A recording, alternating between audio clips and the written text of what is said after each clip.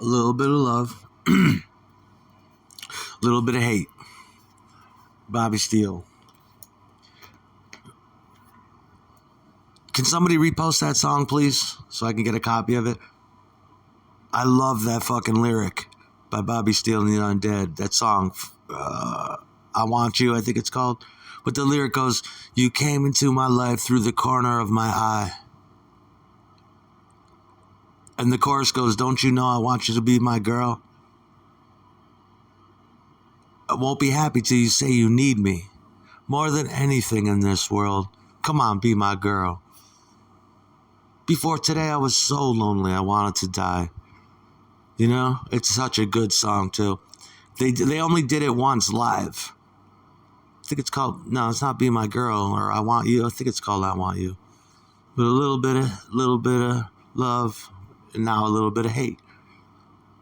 When you see, and yeah, the Misfits said that, too. But a lot of people said that.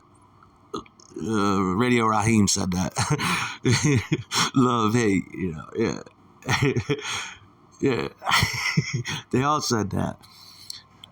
But it's like that. It's like, they should, I watch good YouTubers get beat a lot when they invest money in somebody else. And that's the name of the game. That's how you do it. That's the correct professional way to invest in yourself. You pay people to do the interviews. That's a real cutthroat way that YouTube does it. Real cutthroat. And then a lot of people get burnt and beat, like good people, in the way that they say shit is so cutting and visceral and hybrid and just over everybody's head. I heard something, I'm not even going to say what it was last night, but I watched a live stream last night. Motherfucker, 1 hour through it, was dropping hints all over the place. Stick to the topic. He was bringing it up in live chat. His other people were bringing it up in live chat. I was helping out. And he's like, and then I'm looking at him and I'm thinking, did you pay this motherfucker? And I'm thinking, of course he did. He's got a good channel and his channel rocks and he wants to make it rock. And I'm like, okay. And then I'm starting to get angry and I'm like, well, wait a minute. You paid for this, my man? And it's like, and it was awesome, though, because the shit he was saying was straight up. He said shit like this. Yeah, I know. Like, real innocently, you could take this statement both ways. But in the middle of a conversation, he just said, yeah, I know, you stole from the best. Right. Yeah. Uh-huh. And he'd say, yeah, because you felt like a piece of shit. And yeah, and I can't believe. And the whole thing got, you know, and just I ain't seen snide like that or wizardry of a conversation since I don't know when. I thought he was a fucking wizard. Maybe that's my twisted hallucinogenic take on what was going on. But I sure learned a lot. And I couldn't stop laughing. I laughed so hard I almost died like 3 times. Just from how. And I'm like, wow, look at this fucker keep this train wreck on board and chugging for 2 hours and trying to make the best of it. And it was highly amusing because you didn't even have, I mean, you could, only if you were watching it for 2 hours, you know, you'd know that there was secrets of ultra deep subliminal statements and just turning casual, you know. But yeah, but imagine this. So I'm thinking, well, this is what I would do if I was a YouTuber and that happened to me and I had feel bad, insult to injury, but I shouldn't because my shit rocks anyway, kind of YouTuber. I'm thinking I would go after like old rock stars or something that are about to kick it, that I want to take it out on. And I'd be like, I would just innocuous, you know, that's just like subliminally, or even just hardcore straight out say it. Get them on the live cam and be like, well, now that you're about to kick it and nothing means nothing anymore and rock and roll is old hat, like totally fucking Duncan Yo-Yo shit to do, ventriloquist dummy, old vaudevillian, fucking 1920s shit. What you gonna do? You gonna meet your other bandmates on the other side and meet them again in a parallel universe in your sacred circle or something?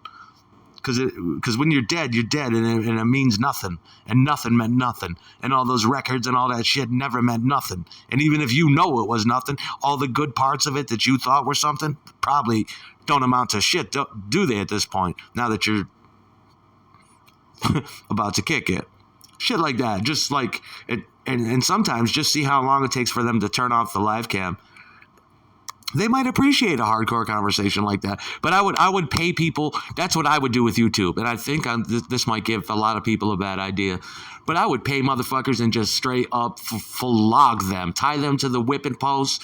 Beat that fucking horse. Beat that horse's ass till the day is long, and just see how long I could just beat an ass for, and watch people. Yeah. And I'd have fake people there, and I'd have real people there, because by then I'd be driving people. I'd be driving that shit like an Indian rain dance, driving rain onto you. And I'd just quick to flog a motherfucker.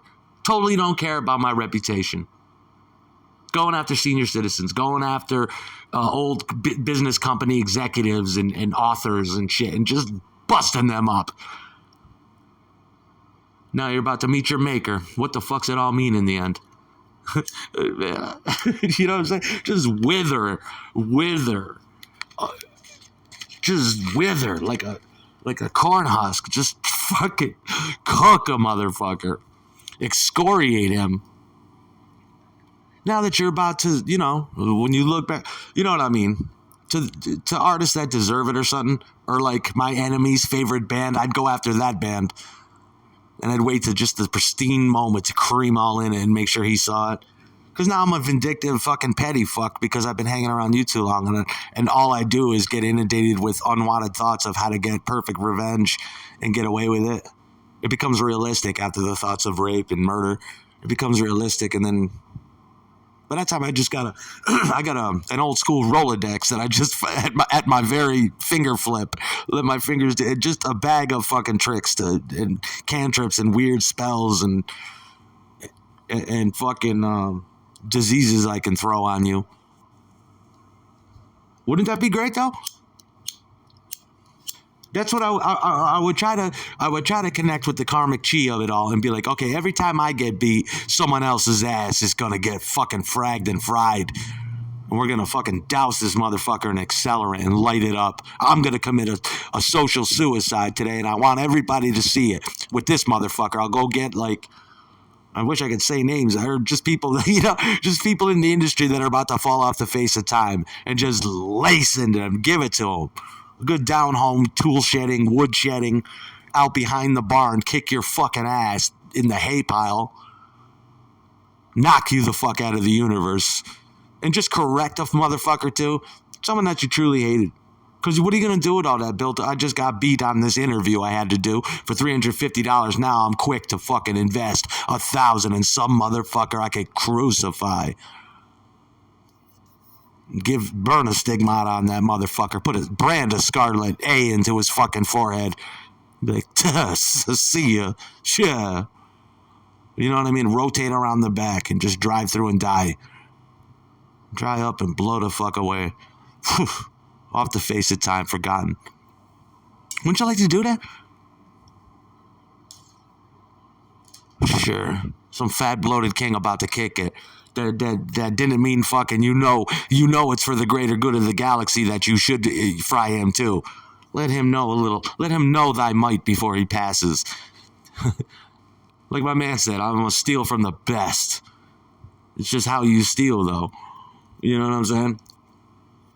It's a big part of it if you want to connect like that. Does anybody even follow what the fuck I'm talking about? Hopefully someone does.